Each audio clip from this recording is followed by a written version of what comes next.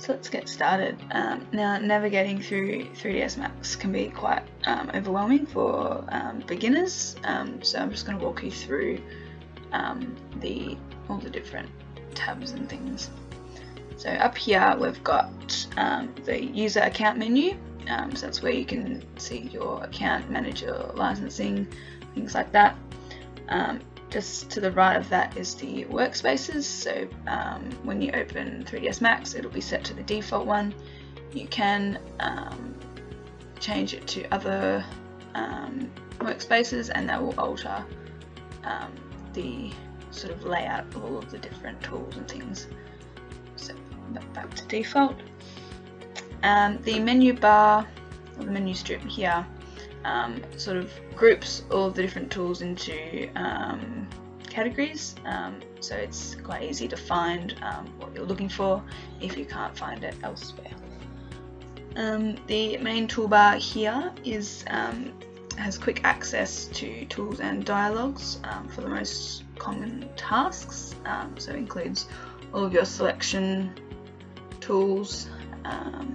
If you have V-Ray installed, you can put your V-Ray things there, and it's customizable, so you can put your own buttons in there as well. The Scene Explorer over to the left, let me expand that a bit. You can view all of your objects in here. So if I have gone and created a few random objects here, like so, just click out of that, you can see that if I expand this layer, all of my objects have gone into this active layer here. Now if I right click and do create layer, it's now activated this new layer by highlighting the icon there. And if I create a new object in the scene, like so, you can see that the object has gone into that new layer. Now, so these buttons up here, if instead of right clicking here, you can go up to these buttons here. So this create new layer, like so, or you can add to an active layer. So if I have selected an object and I select this new layer, you can add to that object and it will appear here. Add to that layer and it will appear there.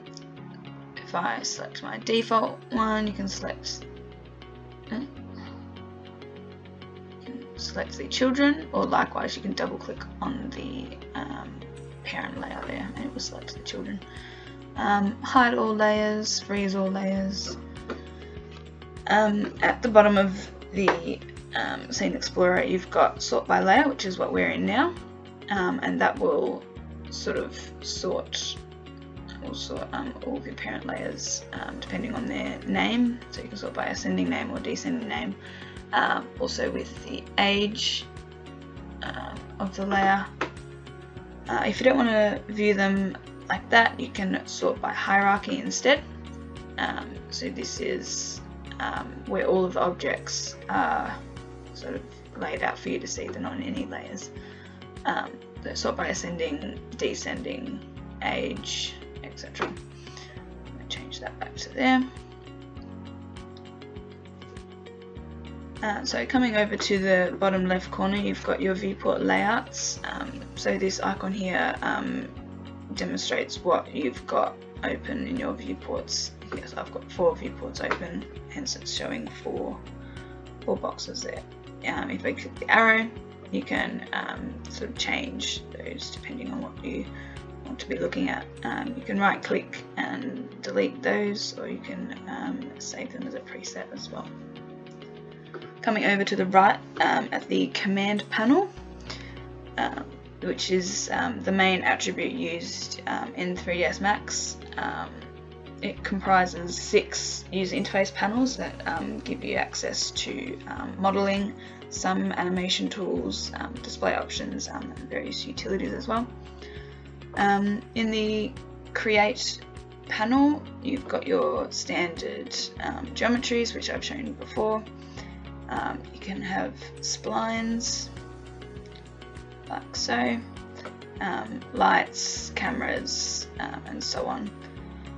In the And coming across to the modify panel, you can change the parameters of your objects like so.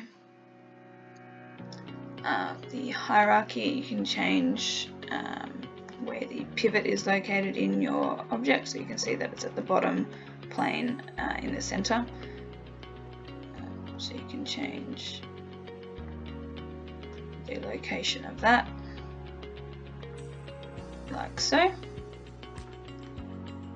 You've got some animation parameters, some display tools, and more utilities over here as well.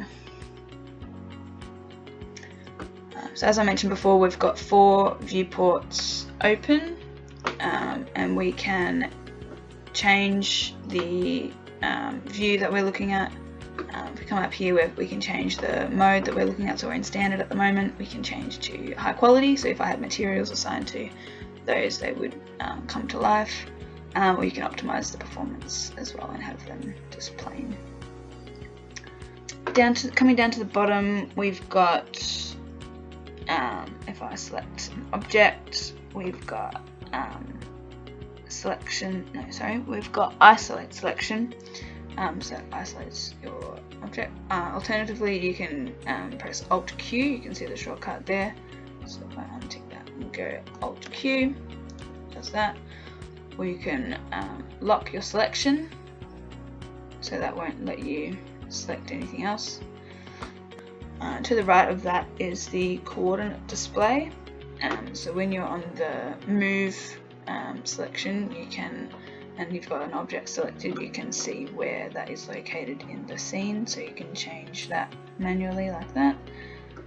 And then you've got some viewport navigation controls down the bottom right here, so you can either come down and select these yourself, or I like to use the keyboard shortcuts.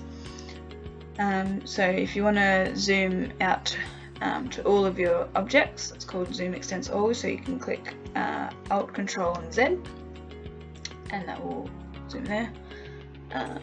If you want to do Zoom Extents All Selected, so let's do select one object, you can just hit Z and that will zoom to that one that is selected. Just to zoom, you can do Alt Z and then drag your mouse button. Drag your mouse button. You can do a pan view, which is holding down your middle mouse button, moving around in sort of a 2D motion. And then orbit, which is holding down Alt and dragging your middle mouse button. You can orbit around your scene. So some handy shortcuts that you can do is Control Z to undo your scene actions. So you can see all my things that I'm doing there. Or you can redo, so Control Y. So just redo all those. Another one is, if let's say I like this view that I'm at now, and I accidentally change my view, I can either come up to views and go undo view change, or I can do Shift Y, so Shift Z, sorry, and that will get me back to where I was looking. Or you can do Shift Y and that will redo the scene change. Control V, once you've selected an object, you can do Control V and that will create different types of clones of the object. So let's click an object, and if I want to move it quickly without having to go up here and click this button, I can just click W and I'm able to move that around quickly.